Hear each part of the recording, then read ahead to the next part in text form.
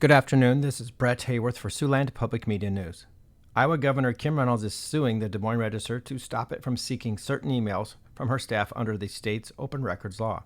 According to the complaint, a Register reporter requested emails between 6 employees of the governor's office that included the terms Lutheran and money laundering, among other terms. The governor's office produced more than 800 pages of documents but withheld 4 emails, citing executive privilege. An attorney responded on behalf of the Register, saying that's not an exemption under public records law, and it wouldn't even apply because the governor wasn't copied on those emails. Reynolds is now asking a court to block the Register from demanding those emails. Additionally, a bill championed by Reynolds aimed at improving access to full-day 4-year-old preschool passed the Senate this week.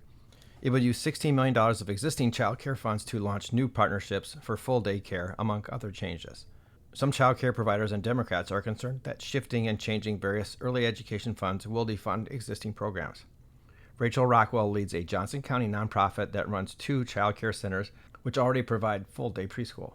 She says the funding changes could jeopardize about $650,000 of state grants they've gotten in the past. Republican State Senator Lynn Evans said the bill shouldn't lead to a loss of funding and that it will bring more efficiency, consistency, and access to preschool. That bill is now pending in the Iowa House.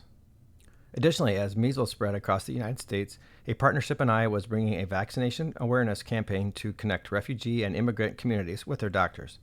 Refugee and Immigrant Voices in Action, or REVA, is partnering with groups including small businesses and local health providers to prevent misinformation about measles. The campaign spokesperson says REVA learned how to navigate public health communications from their experiences with COVID.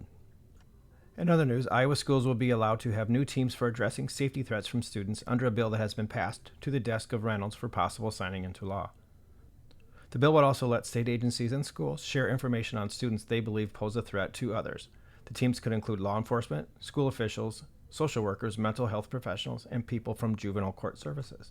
Public, private, and charter schools would be allowed to have the teams under the bill. The measure has passed both legislative chambers, including the Iowa House, on Monday. For Siouxland Public Media News, I'm Brett Hayworth.